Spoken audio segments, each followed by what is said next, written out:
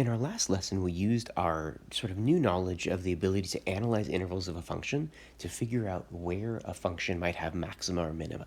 In this lesson, we're going to push that method of analyzing intervals of a function to really look at points of inflection. In other words, places where the concavity of a function changes. And we'll be doing that by analyzing the second derivative. Before we get started, let's go ahead and take a deep breath. And let's begin. So as we get into this lesson, I want to first do a real quick bit of review about what concavity means. Right? Concavity is, I suppose in a really basic sense, this idea of the type of curvature that a function has. So for instance, if a function is sort of curving upward, then that's a concave up region. And if a function is sort of curving downward, then it's a concave down region. I'll talk a little bit more precisely about what concavity means a little bit later, but just so we have a sense of what we're looking at, these three examples that I have here are all examples of functions or graphs that are concave up. So this is an example of a function that's concave up. You can see that it's sort of like curving upward, but it's decreasing the entire time. This function is concave up, but it's increasing the entire time. And this one is concave up, but it's sort of decreasing first and then increasing. So all three of these are examples of concave up functions. Similarly, these three that we have here are all examples of concave down functions. They're all functions that are sort of curving downward. This one is concave down, but increasing. This one is concave down and decreasing. And this one's concave down and switching from increasing to decreasing. So this sort of gives you a sense of what concavity is supposed to look like. The next thing we're going to be talking about is points of inflection, places where the concavity in a function might change from one to the other. Now, keep in mind that if we don't have the graph of the function to be able to literally see the concavity of the function, like we just did a couple of seconds ago, the easiest way to determine the concavity of a function is by looking at the second derivative. Okay? When the second derivative is positive, we say that a function is concave up. Keep in mind, when we say that the second derivative is positive, another way of saying that is that the first derivative is increasing. Okay? But it's easiest to see this through the idea that the second derivative is positive. Similarly, if the second derivative is negative, it means that your function is concave down. Now, just like I mentioned before, when the second derivative is negative, that would mean that the first derivative is decreasing. But for our purposes right now, sort of the cleanest and easiest way to think about concavity if we don't have the graph is by looking at the second derivative.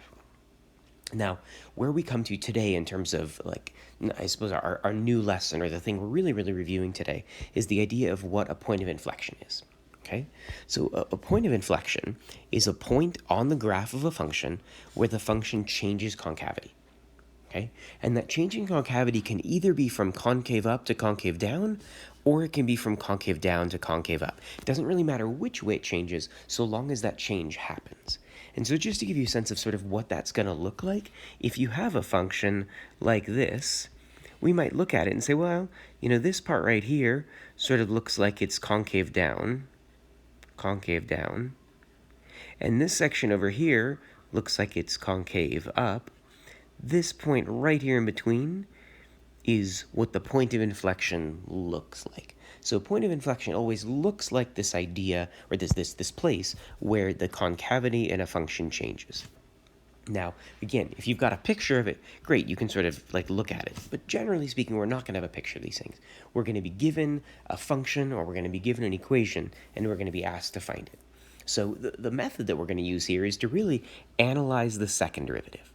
Okay, so if you're being asked to find points of inflection of a function, you're going to analyze the second derivative. And so our method here, I'm really reviewing the thing that we did just a couple lessons ago. Find where that second derivative is 0 or undefined. Split the domain of the function into intervals. Test those intervals by using the second derivative and finding out if it's positive or negative. And that at any x value where the sign of the second derivative changes, boom, that's a point of inflection. So this is a lot like finding maxes and mins, where we tested using the first derivative, but now we're testing using the second derivative on those same kinds of intervals. So I hope that made sense. We're going to go and get into some examples of how we can practice finding points of inflection for a function. All right, so we're going to go ahead and look at this really straightforward example. You're being asked here to find the point or points of inflection for this function. So, we know that points of inflection are supposed to happen either where the second derivative is 0 or undefined. So we're going to start by finding the second derivative. Right, second derivative for this function, well, I guess we got to go through the first derivative, right? The first derivative of this function, and this isn't f, this is actually g, sorry about that. So g prime of x is going to be 20x to the fourth, that was this term, and then minus 20x to the third plus 4. That's my first derivative. For my second derivative, I'll take the derivative of this. This gives me 80x cubed minus 60x squared, and then the 4 is going to vanish. Let's see here. So I want to know where this is 0 or undefined. This is not going to be undefined anywhere because it's a polynomial, so we're okay on that. Let's look at where it's 0. If I set this to 0, 0 equals 80x cubed minus 60x squared. I'm going to go ahead and factor this. They both have a 20 and an x squared. That leaves me with, let's see here, 4x minus 3. And so it looks like what I get here is I'm getting either 0 has to be 20x squared or 0 has to be 4x minus 3. So x equals 0 is a potential point of inflection, and x equals 3/4 is another potential point of inflection. All right, so now that I've identified sort of the potential points of inflection, I now need to sort of test and find out if concavity actually changes in these locations. So I'm going to do this now by setting up intervals. The domain of this original function was all real numbers, so my first interval will go from -infinity to 0. The next will go from 0 over to 3/4, and the final one will go from 3/4 on over to positive infinity. Okay. Now the next thing we need to do is, and if you remember from sort of what we talked about before in terms of us testing our intervals, the next thing I need to do is I need to test. For each of these intervals, I want to find out what the second derivative is. Now remember, when you're going back and testing your intervals, you could plug back into your original second derivative, but I really prefer to plug into my sort of factored second derivative, if it exists, because it's going to be really easy to find if this thing's positive or negative just by multiplying these factors together. So I'm going to pick a representative from this first interval. I'm going to do -1. So g double prime of -1. When I plug this in here, I'm going to get 20 times -1 squared times, when I plug -1 to this, it's going to be -7. This is positive, this is positive, this is negative. I can really clearly see here that the g double prime of -1 is negative. And so because of that, what does that mean? What can I write here about the original function? Right? Well, I can either write that g prime of x is decreasing. That's certainly true. Or I could write, perhaps more helpfully, that the original function g of x is concave down. So we know that for this entire interval, the function is concave down. So the question becomes, well, when I get to the other side of 0, is this concave up or concave down? If this is concave up, then concavity changed, we have a point of inflection in between. So let's figure this out. So pause the video, try this next one on your own, and see what you find out. So this next one is, it's not hard, but picking a number between 0 and 3/4, I don't have a nice whole number, so we're going to have to work with the next best thing. Let's go with 1/2, right? If I plug 1/2 in here, if I do g double prime of 1/2, again, plugging this thing into here and working through it might be frustrating, but into the factored form is really not bad. This is going to be 20 times 1/2 squared. Don't really care what that is because I know it's positive. And then here I'll have 4 times 1/2. That's 2. 2 minus 3. That's negative. Right? So because of that, I can see here also that g double prime of 1/2 is also negative. So, and I could write it again. That means the derivative is decreasing on this interval. And it means that the original function is still concave down. Right? And so what that means is that there's no point of inflection at x equals 0. Sure, the second derivative was 0 there, but just because the second derivative is 0 doesn't mean that there is a point of inflection. We need to check and see if concavity changed. Well, let's see if we luck out over here. Go ahead and pause the video again if you haven't already done it. Figure out what the concavity statement is over here. For this one, I'm going to use 1. Looks like it's going to be pretty easy. G double prime of 1, That'll be 20 times 1 squared, again clearly positive, times 4 minus 3, that's also positive, yay. I can tell g double prime of 1 is greater than 0. That means that g prime of x is increasing, and that means that g of x, therefore, is concave up, right? So what that means for us is it means that concavity changed at 3/4. So great, it means we found a point of inflection. The only trouble is we haven't actually found the point of inflection yet. What we found at this point is we found where the point of inflection happens. We know that there's a point of inflection at x equals 3/4, but I need to know what the y-coordinate is, right? Remember that a point of inflection is a point on the original function. So what I need to do now is I need to go back and figure out what is g of 3/4. What do I get when I plug 3/4 into that? Well, let's see here. It's going to be 4 times 3/4 to the 5th power minus 5 times 3/4 to the 4th power plus 4 times 3/4 minus 7. And let's see what we can figure out here. G of 3/4 will be, this 4 will cancel with one of these 4's down here. So we'll get 3 to the 5th power, that's 243, divided by 4 to the 4th power, that's 256, minus, and this will be 5 times 81, that's 405, also over 256. This one's really nice. This is just plus 3 minus 7. At this point I've got g of 3/4 is negative 162 over 256. This is just going to be minus 4. Yay, we get something nice there. Let's see, it looks like these can both be simplified. Actually, I suppose just this first one is. This will be negative 81 over 128 minus, I guess this would be 512 over 128. And then we can put those things together to get negative 593 over 128. And so our point of inflection is at 3/4, comma, negative 593 over 128. How wonderful. More than likely, you're not going to see something that's going to require you to run with a bunch of fractions like this. If so, you could certainly use your calculator for this. But this is definitely something that we can also do without a calculator if you're really stubborn. Now, in the rest of this video, I don't know that I'm really planning on having you do many more sort of simple, I don't know that I want to call this simple, but this is a really, really straightforward thing. This is just us applying our analysis of intervals and just using the second derivative for it. What I want to get into in the rest of this video is sort of how these questions can be asked differently. What other sort of strange questions can be asked that test your knowledge and your ability to understand the concept of a point of inflection. So, hope you're ready for that. Let's dig into it. All right, so in this next sort of think about it example, I'm giving you a graph of a function.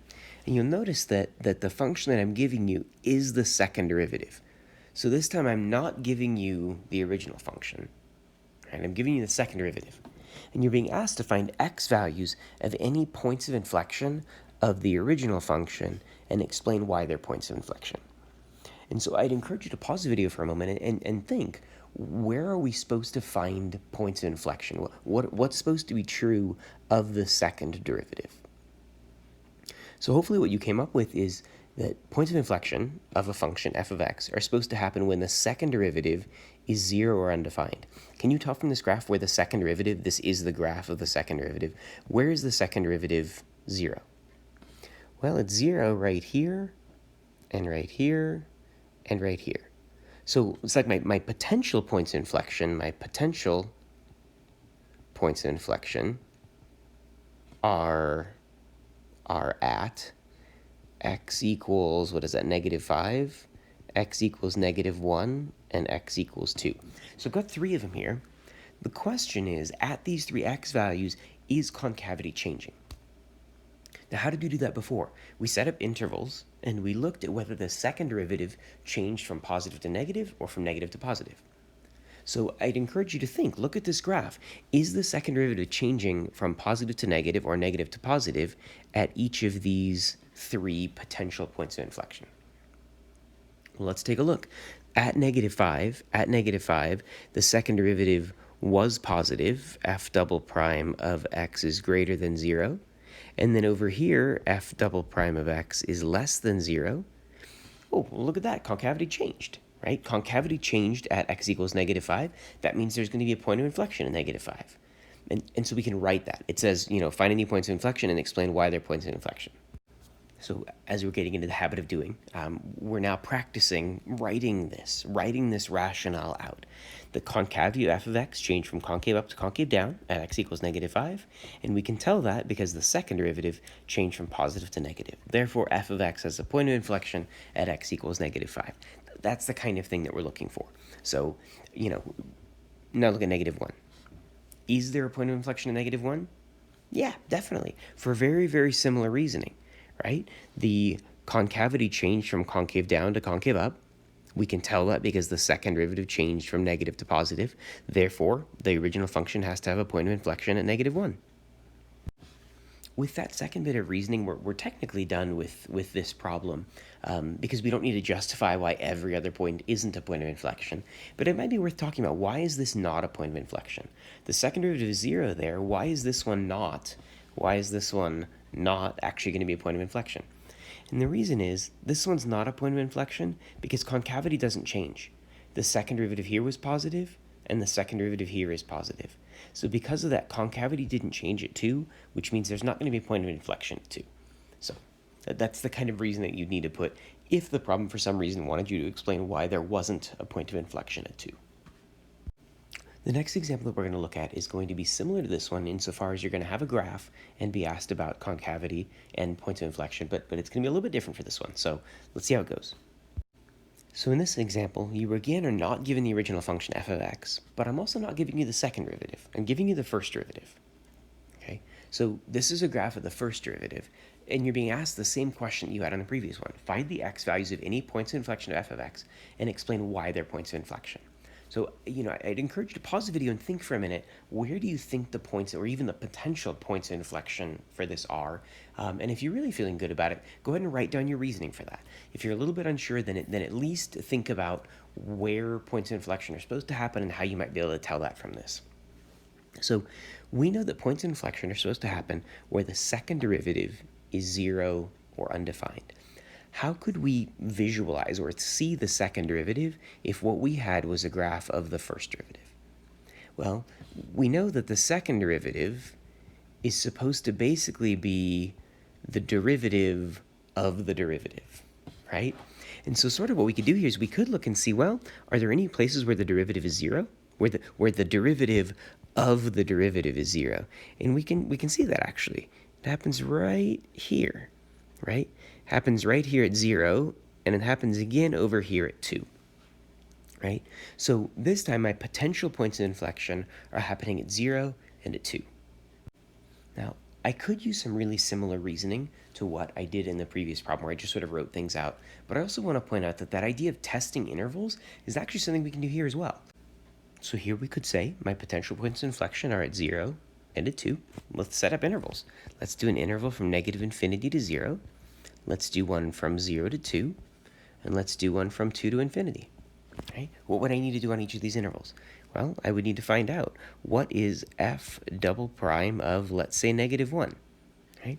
Back here at -1, what can you tell me about the second derivative? Right? Can't we tell from my diagram here that my second derivative is greater than 0? Because my second derivative is greater than 0, it means that my first derivative is increasing, and that means that the original function must be concave up. Right, so I've got that here. What about the second derivative at 1? Well, at 1, the second derivative is clearly a negative. That means that my derivative is decreasing, and that means that my function must be concave down. Right? And that means that, like, yay, we got, there's concavity changing here at x equals 0. What about over here at 2, right? If I do f double prime of 3, if I look at 3, I can very clearly see that the second derivative is back to being positive again. That means my derivative is increasing, and that means that the original function has to be concave up. Sorry for my horrible handwriting there. So that also means that at x equals 2, I'm going to have a point of inflection. Now, I need to make a really, really important point. This thing that we've done here is sometimes called a sign chart, and it's really important. This is not enough. You can't just do these things and just have this scribble of math work down here. This is effectively, I don't want to call it scratch work, but this is like your work that leads to you getting to an explanation. This is the kind of thing that enables an explanation. This is not in and of itself an explanation. What you need to do now is say that, based on the work above, concavity changes at x equals 0 and changes at x equals 2. Therefore, there are points of inflection at both of these values. Without something like that, you haven't explained your work. You've given a bunch of scratch work that's hard for somebody else to make sense of. I've got one more example for us to work through that is also going to be different from the previous ones. This last one is going to be a little bit of a problem-solving sort of thing, and we're going to connect our new knowledge of points of inflection to some other things that we've been working through in terms of this introductory calculus skill. So this is going to sort of be a multi-part example that we go through, and I want to point out something really specific about part A in this one. We're given a function, and in part A, you're told that the function has a point of inflection. If the problem tells you that it has a point of inflection, you don't need to show that it's a point of inflection. You can sort of go directly to it. In the previous problems, I had said, find any potential points of inflection or find any points of inflection. You needed to show them. In this case, we're told that it has a point of inflection. Let's see how that changes what our work is going to look like for part A. So in part A, I find points of inflection by setting the second derivative equal to 0. So I need a first derivative here. The first derivative of natural log x is 1 over x. And the first derivative of this is, let's see here, 2x over 8. All right, so that's my first derivative. My second derivative here is going to be negative 1 over x squared. Sorry, the negative kind of got lost there. Negative 1 over x squared plus 2/8, which is basically 1/4. So I need to know where this thing is 0 or undefined. So this is 0 or undefined at x equals 0, and then, because 0 is a potential one because it causes it to be undefined, and then, let's see, we'd also need to see where the second derivative is 0. That would be negative 1 over x squared plus 1/4. If I move some things around to solve this, I'd have x squared equals 4, which means x is plus or minus 2. So on the surface, it looks like there are 3 potential points of inflection, and I might have to test these to find out which one is actually the point of inflection, right? But as we look at these 3 options, we can see that x equals 0 can't be a point of inflection because the original function is undefined there. It can't possibly have a point at all, so there's no way it could have a point of inflection there. All right, well, let's look at our next candidate. What about x equals negative 2? Could x equals negative 2 be a possible point of inflection? Actually, sort of for the same reasoning. This one also can't be a point of inflection because look at the original function. I can't take negative 2 and plug it into that. Negative 2 is undefined in the original function, so this one also can't be a point of inflection. So now, since there were only 3 candidates to be the point of inflection, and we just ruled out 2 of them, the other one has to be the location of the point of inflection. So we can write something like, therefore, the point of inflection must be at x equals 2. Now let's see, is that enough? Not quite. In the problem, it does say that they want us to find its coordinates, so the location's not enough. So, okay, fine. I need to find the y-coordinate. How do I find the y-coordinate? I'm going to go back to the original function. Right? What is f of 2? Now, looks like it might be a little bit of a mess, but it's not too bad. It's the natural log of 2 plus 4 over 8, so that's just going to be 1/2. Okay, great. So at this point, I've finished with part A because we found the point of inflection. It's 2 comma natural log 2 plus 1/2. So that's the answer for part A. Part B, find the equation of the line tangent to f of x at its point of inflection. Find the equation of the line tangent. Okay, so we're connecting points of inflection now back to tangent lines. So how am I supposed to find the equation of a tangent line? Well, I'm supposed to have a point of tangency. Yay, we've already got that. And then I need a slope, right? How am I going to find the slope for this thing? Well, I'm going to need to plug back into the first derivative. So let's move forward just a little bit more and do that, right? So for part B, I'm going to need to do f prime of, and remember, all I need to do is plug in the x coordinate at 2. f prime of 2 will be 1/2 plus, if I plug in 2 to this, that's going to be 4 over 8. That's another half. Oh, wow, cool. That's actually really nice. The slope's just 1. So using point slope form, this will be y minus this y coordinate, natural log 2 plus 1/2. Y minus that equals the slope 1 times x minus 2. They didn't really ask me to put it in a specific form, so I'm just going to stop right there. Looks good to me. Now part C. Part C says, show that the line you found in B, show that this line is the only line tangent to f of x with this slope. So I want to show that this is the only line that has a slope of 1. How could I show that? Like, what sort of thing would I want to do here? Well, presumably, we need to show that this thing can only have a slope of 1 here. So let's take the derivative, which is supposed to tell me about the slope, and let's set it equal to 1. Right? So I'm going to take my derivative, which was 1 over x plus 1/4 x, and we're going to set that equal to 1. And let's see what happens when we solve this thing. I don't like all of the fractions in this, so let's go ahead and multiply this whole thing through by 4x. So when I multiply the whole thing through by 4x, I'm going to get 4 plus x squared equals 4x. If I move everything over to the same side, x squared minus 4x plus 4 equals 0. And so when I solve this, I wind up finding that this is x minus 2 times x minus 2 equals 0, and I get x equals 2. In other words, the only place that the slope could possibly be 1 is at x equals 2. But that's precisely where we found this one, right? And so last thing we should do is we should write a little bit of reasoning here about what we found. So I hope very much that all of this made sense. I really, in this video, tried to get into a few sort of strange examples of point of inflection problems, because the basic problems really are fairly basic if you understand how to analyze the intervals of a function. So again, I hope all that made sense. If you have questions, as always, please let me know, and best of luck as you work through the assignment.